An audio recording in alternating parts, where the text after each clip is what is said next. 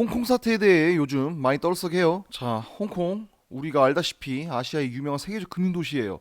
이런 도시에서 왜 매일 시위가 벌어질까요? 올해 홍콩 내각에서 홍콩 입법회에 범죄 인도법 개정안을 도입하려고 시도했죠. 홍콩 시민들이 이에 반발해서 발생된 것이 이번 홍콩 사태예요. 그럼 홍콩 시민들이 왜 이에 반발하죠? 내용 한번 볼게요. 자, 범죄 인도법이란 무엇이냐? 말 그대로 범죄인을 보낼 수 있다, 이런 의미의 법안이겠죠. 좀 더 뜯어볼게요. 홍콩 행정부가 앞으로 범죄 인도 협정을 체결하자는 국가나 지역에도 범죄인을 송환할 수 있도록 하는 개정안이에요. 현재 홍콩은 중국과의 범죄인 인도 협정이 체결되어 있지 않아요. 말 그대로 중국에서 얘 무슨 죄 지었으니까 중국으로 보내라 해도 무시할 수 있다는 거예요.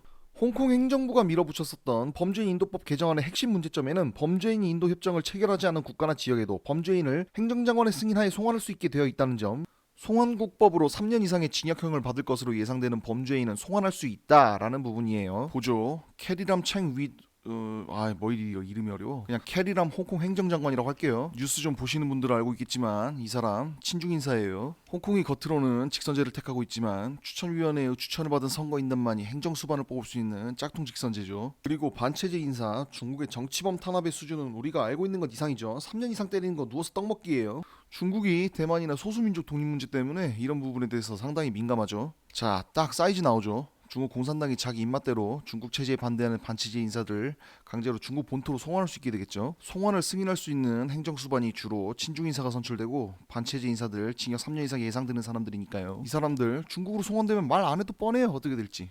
근데 통상적으로 각 국가가 체결하는 범죄인 인도 협정에는 정치범에 대해서는 송환하지 않는다라는 조항이 들어가 있기는 해요. 정치적 보복을 가할 수 있기 때문이죠. 물론 이번에 홍콩 범죄인 인도법 개정안에도 정치범에 대해서는 송환하지 않는다라는 내용이 들어가 있기는 해요. 하지만 상대가 누군가요? 공산당이죠.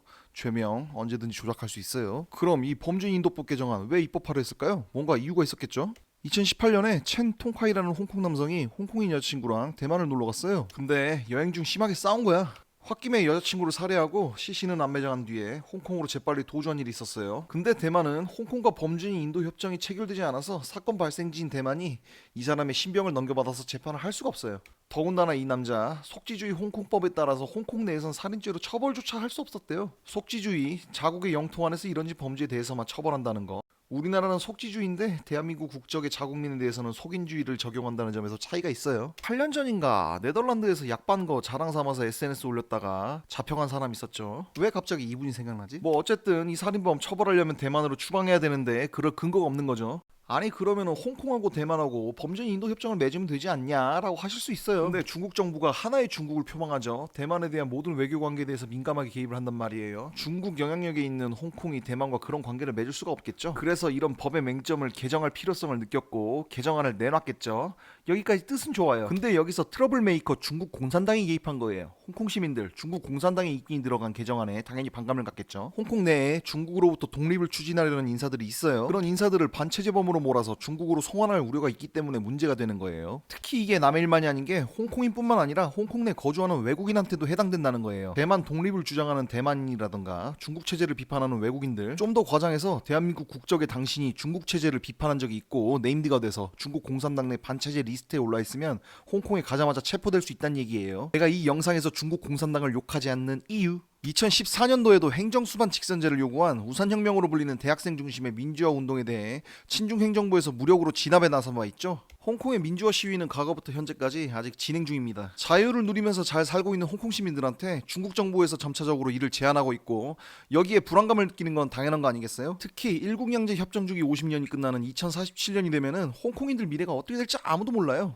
이 시위의 끝이 홍콩인들이 원하는 자유를 과연 보장받는 결과로 이루어질지 아니면 중국 공산당의 압박이 더 심해질지는 모르겠지만 확실한 건 아무것도 하지 않고 얻을 수 있는 건 아무것도 없다는 거예요. 홍콩 구의회 선거가 얼마 전에 끝났죠. 원래 투표율이 높은 동네는 아니었는데 이번에 71%로 역대 최고 투표율을 찍었다고 해요. 정치인은 표로 심판한다고 친중인사들이 이번에 대거 나가 떨어졌다고 하죠. 따라서 이번 결과로 인해 시진핑의 지도력이 큰 타격을 입은 상태예요. 이를 만회하기 위해서 뭔가 큰 액션이 나올 겁니다. 홍콩에 주도권을 넘겨주면 대만 문제 그리고 티베트까지 영향을 줄 수밖에 없죠. 벌써부터 대만의 경우 이번 홍콩 사태에 힘입어서 대만 분리 독립을 주장하는 민진당 차이잉원 총통의 지지율이 크게 올랐어요. 이대로 좌심만은 하고 있지 않을 겁니다.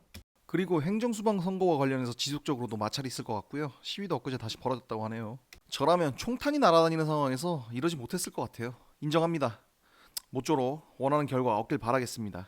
홍콩 사태에 대한 이야기는 여기까지예요. 볼일 다 보신 분들께서는 이제 뒤로 가기 눌러주시면 됩니다. 지금부터는 위에서도 언급한 50년간의 일국양제 협정에 대해 한번 얘기해 볼게요.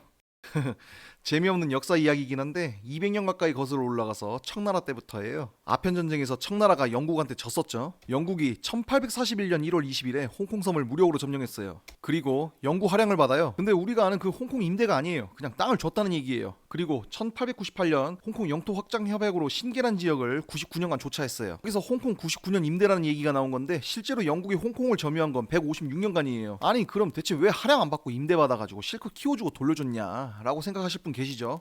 여기서 99년 임대란 말에 주목할게요. 영국의 그간 관습법에 따르면은 99년이란 기간은 숫자 그대로의 99년이 아니라 이용자나 임차인의 기대 수명을 넘어서는 임의의 시간 범위일 뿐이라는 거죠. 그러니까 영국인 입장에선 말 그대로 영구적인 임대를 뜻하는 거예요. 허울 좋게 99년이란 기간을 정해놓고 애초에 돌려줄 생각이 전혀 없었다는 거죠. 여기에 서명한 영국인이 클로드 맥스웰 맥도널드라는 사람인데 99년 임대 계약에 서명하면서 99년이 영원할 거라 생각했대요. 그리고 시간이 흘러서 99년이란 임대 기간이 만료가 돼가요. 그땐 그날이 안 올 줄 알았겠지? 영국 쪽에서는 신계 지역의 임대를 15년 연장하려고 했어요.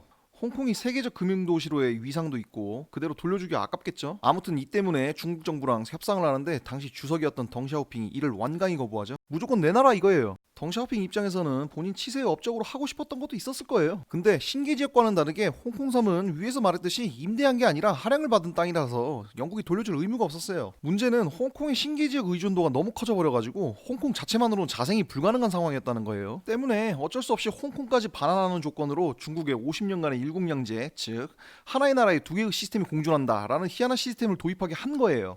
이때의 반환식을 다룬 에피소드가 수록된 영화가 있는데 지난 중국 국경절 70주년에 맞춰 개봉한 나와 나의 조국이라는 영화예요. 영국이 중국과 홍콩 반환에 대해 사인하고 반환일인 1997년 7월 1일 0시 0분에 맞춰서 유년잭을 내리느냐 오성홍기를 거느냐로 티격태격하는 이야기예요. 미국 영화의 국뽕과는 다른 대륙의 국뽕 스멜을 느끼실 수 있으니 구하실 수 있는 분은 한번 보세요. 뭐 어쨌든 난징 조약을 승인한 게 당시 청나라인데 이후에 순원의 중화민국 정부가 일어났고 이 조약에 대한 권한은 중화민국 정부에 있다는 거죠. 그리고 중화민국 정부는 현재의 대만 정부예요. 현재의 중국인민공화국이 아니고요. 홍콩인들에게 어디에 반환되어야 하는가에 대한 의사조차 묻지 않고 중국에 반환된 부분에 대해서는 논란이 있어요. 자, 그리고 이제 슬슬 마무리를 하려고 하는데 국내에서도 홍콩 시위를 지지하는 대학생들과 중국 유학생들 사이에 얼마 전에 마찰이 있었죠. 붙여놨던 대자보도 훼손하고 대자보 붙이는 한국 대학생들 신상을 웨이보에 올려서 조리돌림하기도 했고요. 아, 이거 사진 보니까 빡치네. 아니 멀쩡한 대자보 사진보다 훼손된 대자보 사진이 더 많아. 아니 본인이 사회주의 노예로 살겠다는 거 굳이 말리지는 않겠는데 남의 나라 와서는 좀 설치지 않았으면 좋겠어요.